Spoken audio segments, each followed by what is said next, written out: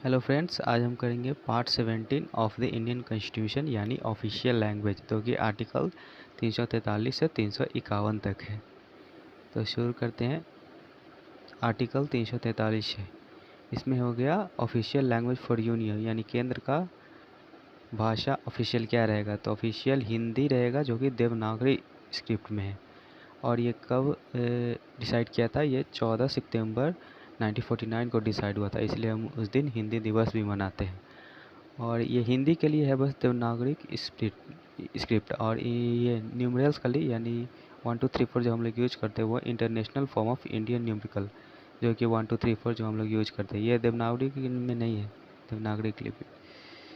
और इंग्लिश के लिए बोला गया कि ये 15 साल तक कंटिन्यू रहेगा, क्योंकि अचानक से किसी चीज़ का लैंग्वेज चेंज करने पे बहुत प्रॉब्लम आ सकती है ना। तो कंटिन्यूसली हिंदी भी साथ साथ चलता रहेगा 15 साल के लिए, जब से संविधान लागू हुआ। और उसके बाद एक कमीशन बना, लैंग्वेज कमीशन, जो कि आर्टिकल 344 में है, जिसके चेयरमैन थे बाला साहेब गंगाधर खेर। और इन्होंने 1956 को रिपोर्ट सबमिट किया, और उस रिपोर्ट को एग्जामिन किया एक पार्लियामेंट्री कमेटी, जो कि 30 मेंबर कमेटी था, 20 लोकसभा से और 10 राज्यसभा से। उसके चेयरमैन थे गोविंद वल्लभ पंत। उन्होंने इसे एग्जामिन किया और उसके बाद में अपना रिकमेंडेशन दिया। देन उसके बाद में ऑफिशियल लैंग्वेज एक्ट 1963 पास हो गया।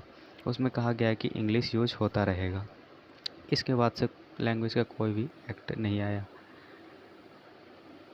345 में हो गया ऑफिशियल लैंग्वेज फॉर स्टेट, यानी राज्य की ऑफिशियल भाषा।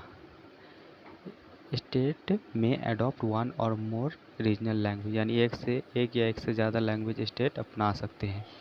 अब हो गया लैंग्वेज फॉर कम्युनिकेशन, यानी इंटर स्टेट, यानी खुद से स्टेट में बात करेंगे या स्टेट सेंटर से बात करेंगे, इसके लिए इंग्लिश और हिंदी दोनों हैं, या कोई एक भी चलेगा।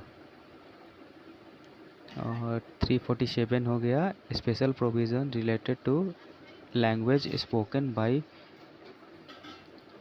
ए section of population of a state. इसमें कह रहा है कि कोई स्पेशल सेक्शन है स्टेट का पॉपुलेशन जो कि एक भाषा बोलता है, तो प्रेसिडेंट उसको ऑफिशियली रिकॉग्नाइज कर सकते हैं, जब लोगों की उस राज्य की लोगों की अनुमति मतलब सहमति होगी, तब उसको प्रेसिडेंट ऑफिशियली रिकॉग्नाइज कर सकते हैं। 348 हो गया हाई कोर्ट, सुप्रीम कोर्ट और एक्ट बिल के लिए लैंग्वेज इंग्लिश में ही रहेगा। और स्टेट एक्ट मतलब अपना स्टेट कर सकती है, तो वो रीजनल लैंग्वेज में भी कर सकती है, लेकिन उसको इंग्लिश में ट्रांसलेशन भी पब्लिश करना होगा साथ साथ। 349 हो गया special process for enacting law related to languages. इसमें कहा गया है कि 15 साल तक कोई भी बिल नहीं आएगा चेंज करने के लिए कोर्ट और लॉ के नियम के without prior recommendation of president, यानी प्रेसिडेंट की अनुमति के बिना कोई भी बिल नहीं आएगा पार्लियामेंट में कि हमें कोर्ट या लॉ की लैंग्वेज को चेंज करना है 15 साल तक संविधान लागू होने के समय से। आर्टिकल 350 हो गया language for retrace of grievances, यानी हमें अपने शिकायत दर्ज करना है या करवाना है, तो हमें उस स्टेट के किसी भी लैंग्वेज में हम कर सकते हैं। जैसे बिहार में हो गया तो हम हिंदी में भी कर सकते हैं, उर्दू में भी कर सकते हैं। महाराष्ट्र में हो गया तो हम मराठी में भी कर सकते हैं। आर्टिकल 350 का ए हो गया। देखिए, ये जब भी कैपिटल ए या कैपिटल बी कैपिटल सी रहेगा, इसका मतलब है कि वो अमेंडमेंट से डाला गया है, वो मूल संविधान में नहीं था। और स्मॉल ABCD मतलब है कि वो मूल संविधान में भी था, वो सब क्लॉज के लिए मिलने यूज होता है। और 350 का ए हो गया प्राइमरी स्टेज में एजुकेशन हमारे मातृभाषा में मिलना चाहिए, मतलब स्टेट का मातृभाषा जो भी है उसी में हमारे प्राइमरी एजुकेशन मिलना चाहिए। और ये हमने 7th अमेंडमेंट 1956 से ऐड किया था, जो कि 1957 में इम्प्लीमेंट हुआ था। 350 का बी हो गया special officer for linguistic minority के लिए स्पेशल ऑफिसर, जो कि प्रेसिडेंट अपॉइंट करेंगे। इसका काम रहेगा कि इन्वेस्टिगेट मॉनिटर और रिकमेंडेशन ऑफ द, वही जो लिंग्विस्टिक माइनॉरिटी के लिए हमने कोई ये अप्लाई किया है, तो उसी का वो प्रोग्रेस जांच करेगा, वही उसका काम रहता है। और 351 हो गया डायरेक्टिव फॉर, अच्छा इसमें हो गया हिंदी का विकास। इसमें यहीं तक था। और अमेंडमेंट्स हम देख लेते हैं लैंग्वेज के लिए।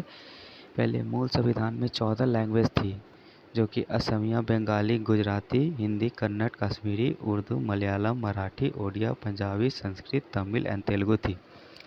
और फिर हमने 21 अमेंडमेंट 1967 से सिंधी ऐड किया, और 71 अमेंडमेंट 1992 से नेपाली, मणिपुरी, कोंकणी 3 लैंग्वेज ऐड किया। एंड 92 अमेंडमेंट 2003 से बोडो, डोगरी, मैथिली, संताली 4 लैंग्वेज ऐड किया।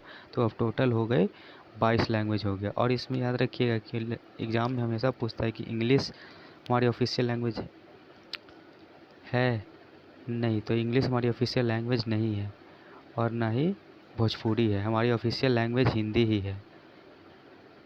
और एक कमेटी है जो कि लैंग्वेज से रिलेटेड है, इसका नाम याद रखिएगा, पहवा एंड सीताकांत मोहपात्रा कमेटी। बस इतना ही है। Thank you.